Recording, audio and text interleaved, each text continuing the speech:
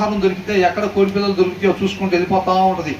ఎటు దొరికితే అటు వెళ్ళిపోతూ ఉంటుంది. తర్వాత దాన్ని పిక్ చేసుకున్న తర్వాత అది వచ్చిన దగ్గరికి ఎట్లా వెళ్ళింది, దారి ఎలా తెలుస్తుంది అసలు దానికి అని అంటున్నాడు. అర్థమవుతుందండి.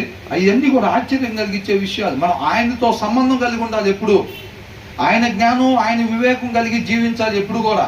దాని గురించి చెప్తున్నాడు అనమాట. ఆయనతో సంబంధం లేకుండా జీవిస్తున్నావా, ఆయన జ్ఞానం లేకుండా జీవిస్తున్నావా, మన సొంత ఇష్టాన్ని నెరవేర్చుకునే వారంగా మనం ఉంటాం అనమాట. అందుకనే అంటున్నాడు. తర్వాత ఏమంటున్నాడు, బండ మీద సర్పము జాడ, నడి సముద్రమున ఓడ. చూసారా, బండ మీద అంట సర్పం జాడంట.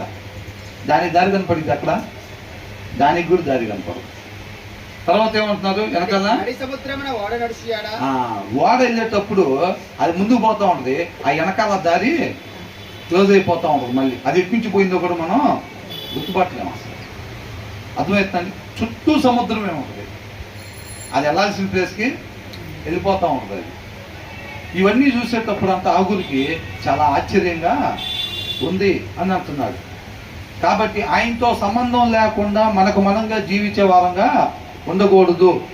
వాటి దారులు ఎలాగైతే విడిచిపెట్టకుండా, దారి లేకుండా ఎలాగైతే క్లోజ్ చేసేసుకుంటూ ఉంటాయో, కొంతమంది ఏం చేస్తారు, వాళ్ళ తప్పుల్ని కవరింగ్ చేసేసుకుంటూ ఉంటారు. దానికి దారి ఎలాగైతే చేసిన పని అంటే వెళ్ళిందా లేదా, వెళ్ళి అక్కడ అచ్చు కనపడుతుందా, అచ్చు కనపడకుండా ఏమవుతుంది, షిప్ నీళ్ళల్లో వెళ్తుంది కదా, షిప్ నీళ్ళల్లో వెళ్ళిన తర్వాత ఆ దారి కనపడుతుందా మనకి వెనకాల, కనపడుతుంది, ఏమవుతుంది, మూసేసి అలా పోనట్టే ఉంటుంది, పోనట్టుగానే ఉంటుంది. కొంతమంది ఏం చేస్తారు, తప్పుడు పనులు చేసి ఏం చేయని లాగా, praise that brother, praise that sister, వాక్యం చదివారా, మనల్ని అడుగుతారేమో అని మనం ఏం చేస్తాం, మనల్ని అడుగుతారేమో అని చెప్పి ముందే మన అవసరాలను అడిగేస్తే అయిపోయింది.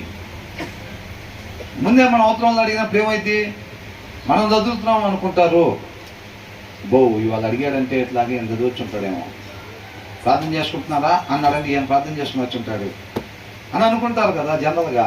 అందుకని మనం ఏం చేస్తాం, చదవకుండా వచ్చి చదివినట్టుగా సిల్వర్ కోటింగ్ వేస్తాం పైన, అవునే కదండి. కవరింగ్ అనమాట, తప్పులు అన్నీ కూడా కవరింగ్ చేసుకుని వచ్చేది. తర్వాత ఏమంటున్నారు, ఇంకా కన్యకతో పురుషుని జాడ. చూసారా, అటో కుటుంబం ఇటో కుటుంబం కాపలా ఉంటుంది, వాళ్ళిద్దరు మాత్రం లేచిపోతారు, వెళ్ళిపోతారు తెలియదు.